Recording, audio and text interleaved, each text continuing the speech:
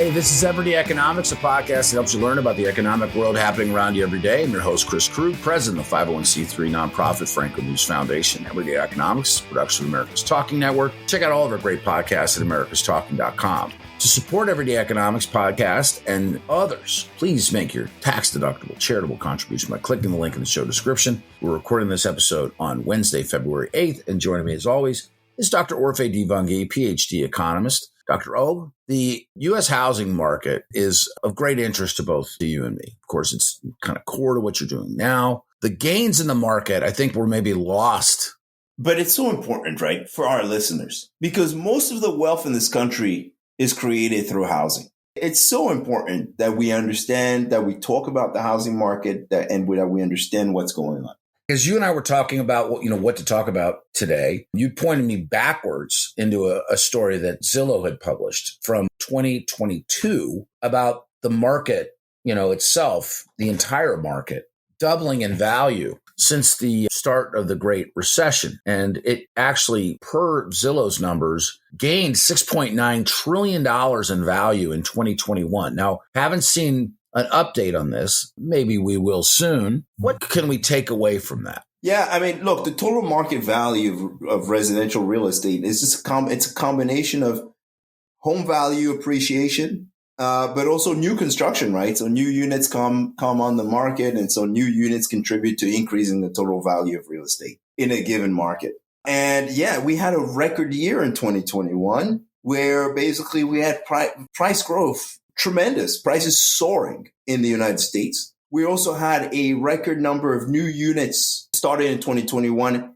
And now I think they're being completed in 2022 and 2023. And so, of course, the total market value of residential real estate soared during the pandemic. Let me pause you there for a second, and let's talk about why that was. I mean, you think about like the psychology of what was happening across America beginning in 2020, right? And I know a lot of people, in particular city dwellers, but also people in, and not to make this a blue-red thing, but a lot of people that I know who didn't like what was going on with COVID regulations bought properties in red states. There was a lot of not necessarily out-migration, but people who could afford to do it were buying homes in Florida. They were buying homes in Idaho. They were buying homes in Arizona, which just had a friendlier liberty regulatory scenario. You know something really interesting about that? It's that people coming from blue states went to blue states and red states. I think a lot of people really wanted space. I 100% agree on that. I don't think it was about red or blue. I think it was about space. It was demographic factors. Not to argue with you, but let's look at it. Boise, Idaho grew like crazy. Yes. Texas,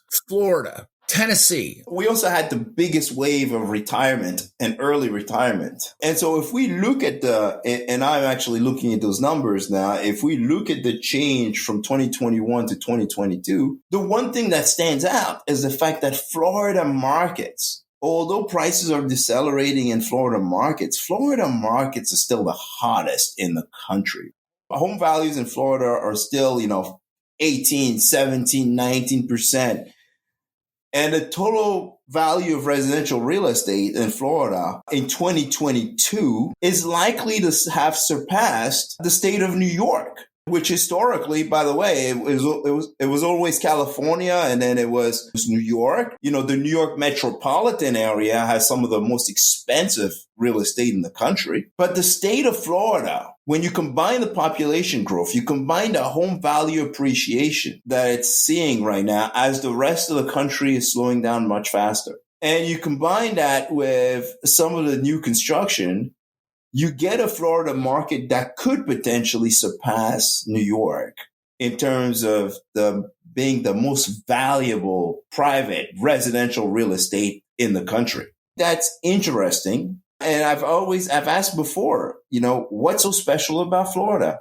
By the way, Texas is closely right behind Florida as well.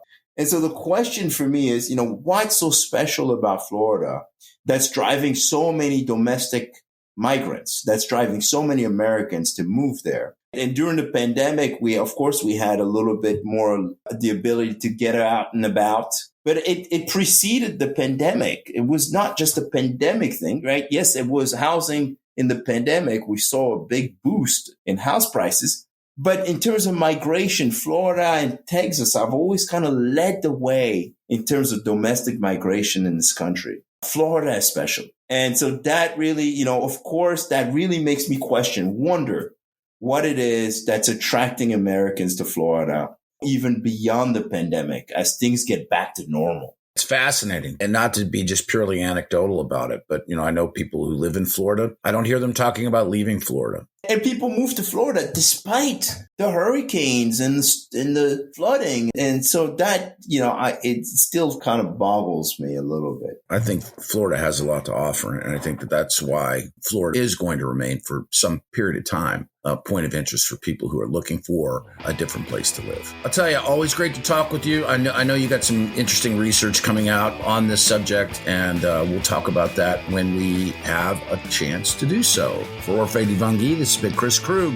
Subscribe to Everyday Economics and dozens of other quality podcasts at americastalking.com.